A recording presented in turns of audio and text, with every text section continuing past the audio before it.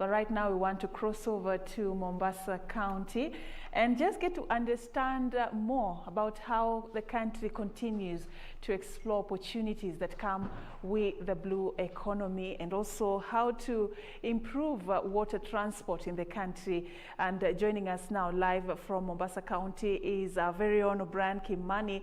Just to give us more about this particular subject, he will be talking to the Managing Director of the Kenya Ports Authority. We hand it over now to O'Brien.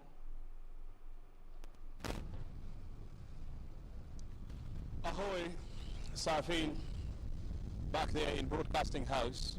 You got it right. We are here at the port of Mombasa.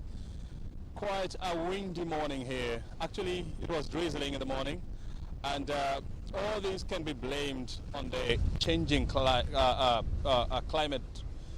because of variance of issues. But of course, let's see how it goes. We've been camping here since morning, talking to the Managing Director of Kenya Airports Authority, Rashid Salim. And of course, going around here, seeing different projects that are currently underway here to try and transform the port of Mombasa into a more organized and into a logistical hub, not only for the region, but of course for the African continent. I don't want to spill more beans, but joining us here on the set is Acting Managing Director Rashid Salim, engineer. Is going to give us more information about what's happening here, because let me tell you this is indeed what you describe as a construction site. Thank you so very much indeed, Rashid, thank you. For finding time to be with us. By the way, for perspective, what you're just seeing behind Rashid here is the old Terminal 1, and farther behind is the new Container Terminal 2. We'll be discussing this plus more. Rashid, asante sana for finding time this morning to be with us here. I know you always have a busy schedule, trying to ensure that ABCD works. But tell me things. I mean, let's first of all start with Container Terminal 2. It's the newest kid on the block. How is business so far for City 2? City 2 so far, we have the first berth that was opened by His Excellency President Uhuru. That was done in 2016. That is berth 20 and 21. It can take the yard capacity is 500,000 TEUs. We're building the second phase of the Mombasa Port Development project. That is berth 22. Berth 22. And it's 300 meters long and minus 15 depth, so we can take bigger ships at the end of the day.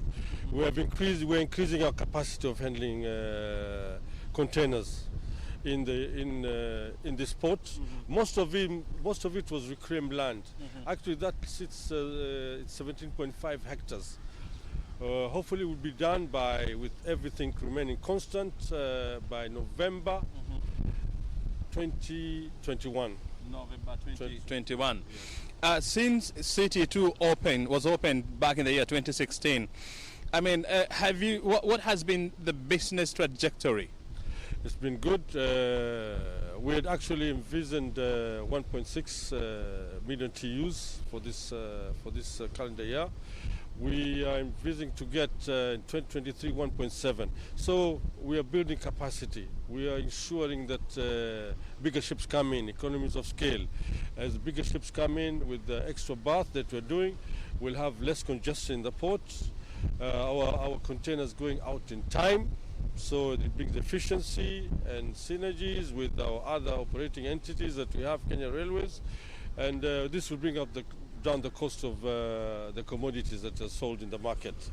At the moment, we are also in agreement with we are coming out of agreement with the three other operating entities, Kenya Power, Kenya Railways, to ensure that we're actually in the same synergies. We are aligned together. A strategy as a common goal for the regional and national economies, and that is where we're heading. I'll be touching a little bit on the new arrangement between Kenya Ports Authority, Kenya Pipeline Company, and of course Kenya Railways Corporation. But before we get there, I mean, the whole point of City 2 or Container Terminal 2 was to bring a partner for better management of this facility. And we all know the intrigues that have, surrounded the deal between Kenya, National Shipping Line and the Mediterranean Company, but I don't want to go there. So far, how is operation going on there? Oh, the operation actually is going on well. We're efficient. Because it's a new berth, everything is actually painted. Everything we know where the containers, we have to keep the containers. So it's easier for when the truck comes in or when we have to ship the containers to the SGR, it's easier. And it's near the SGR marshalling yard. And the other issue with this new containers, new construction is actually capacity building for the people who are working. There's constructing Kenyan contractors who are working here. They're gaining experience because this is one of the first time we're reclaiming the sea from the land. So it's all good. At the end of the day, we have a security system, we have a strong ICT systems, and our morale of our staff is actually higher. Because being a new terminal, it's got different aspects that doesn't have in the old terminal. So we're actually learning through that at the end of the day. You know? With the newer bus number 22, it's going to be also better. At the end of the day, we all are good. We all ensure that the boxes, the equipment coming in, the post-Panamax ships coming in, the bigger ships are going to come in. So economies of scale. So we're looking at efficiency here, reducing downtime, reducing ship waiting time because we have more berths at the end of the day. So this will, at the end of the day, bring the price down to everyone.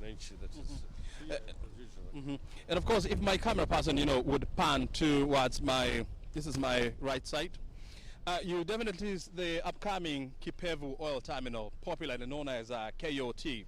Don't confuse it with Kenyans on Twitter. That is a 40 billion facility that is under construction, which is expected to enhance the storage of LPG or liquefied petroleum gas in this country. Of course, all this fitting into the national agenda of ensuring that there is a serious uptick in terms of LPG usage in this country. And coming back to Rashid here, so that he can give us more information about the KOT under construction there. This 40 billion shillings facility, when do we expect it to come online? Well, we're finishing everything by August, and we'll ensure that it comes online because there are pre-commissioning tests, a certain tests we have to do. So in 1 or 2 months, we should be operational. And this facility is actually, it's the only one around this Eastern Central Coast. It's got, we can berth 4 ships at any one time against what we're using now. We can only berth 1 ship. And you can have bigger capacity at the end of the day. We can berth two tankers at 170,000 deadweight tonnage, 2 of them, and other 2 is just over 100,000 deadweight tonnage. That platform will have the latest command center, firefighting activities. We'll have ensure that everything is safe while we're doing the unloading from the tanker. This has been one of our flagship. It is our flagship. It's done by internal funds, and we are actually anxious about us finishing. Not anxious, but excited when it does finish, and that's where we crew up with Kenya Pipeline to ensure that the goods, the 5, 6 commodities, the jet fuel, petrol, gas oil, diesel, heavy fuel oil, and crude, and the most important one is LPG. They will all be transferred subsea. It's about 1 kilometer away to the Kenya Pipeline storage tanks and the KPA rail, which is about 2 kilometers away. We'll have a common user distribution valve where an investor can actually come and connect his piping and actually do business. So we'll be attracting investors. At the other end of the chart, there'll be no demurrage charges because you'll have four berths. There won't be any waiters, any ships coming outside. So it will be quick ships coming in. We have the 4 berths. They can all berth at the same time. So the charges will go down where the commodity is going to be delivered. And this is what we call the demurrage fee. Because actually, the side that I'm facing, there is a huge tanker there. That is, I think it has been camping there, waiting to be offloaded of LPG. And of course, the waiting cost will of course be passed on to consumer. But with the new KOT that is under construction, this will not happen, and so there will be no damage cost being passed on to the consumers. Yes, Brian. That's well said. I think you said it all. As you say, we can berth any 4 ships at any one time with different products. It's not only one product, different products. So the products will always be ready. There's no ship waiting time. As you said, damages or other delays or penalties that the port will incur, and pass it on, the ship line will incur to pass it on to the consumers. And that's where we're going. Yeah. As we wind up, I mean, let's touch a little bit about the new arrangement, the Kenya Transport and the Kenya Transport and Logistics Network, a new organization created by an executive order, last month by President Uhuru Kenyatta. Quickly, I know you signed a framework agreement, between the 3 organizations, sometimes in September sometimes, on the 11th of September this month. Give us a brief of what is contained in that document. What it contains is actually collaboration between the 3 operating entities. That was the one that the ICD is actually, as a holding company, ensures that the strategy is one at the end of the day. It's a company that actually is going to look, it's for trade industrialization. So we at the end of the day, we have to work together on synergies. How the land from sea to land-based. For the KPA World Terminal, as you say, now we're connected to Kenya Pipeline on the cargoes that are coming in through the SGR rail, that is Kenya Railways. So we need to just ensure that there's no duplication of services, and it will bring us in seamless services, efficient services, which is going to lower the cost of the commodity that is doing business. Yeah. And the whole point, of course, is to create a seamless connectivity from the sea to the land, and of course to the consumers. Rashid, thank you so very much indeed. I forgot to tell you that Rashid has worked for this corporation or for this company for the last 39 years, so he has what you'd call tremendous experience. Thank you very much. Thank you for having me. You are dismissed. So are you. All the best. Well, I won't shake hand. Well, we've been talking to Rashid Salim, who's the acting managing director. Kenya Port Authority, of course, giving us a brief on what's happening here. Let me tell you this. I mean, we couldn't exhaust everything here because of time, but tomorrow evening on Inside Government, we'll be talking to Rashid. We have about 30 minutes, to discuss whatever we have discussed here plus more. So don't worry, we'll still have more time tomorrow evening. Make a date with me. My name is O'Brien Kimani. I don't need to tell you where I am because I'm at the coast. Back to you, Safino Chieng.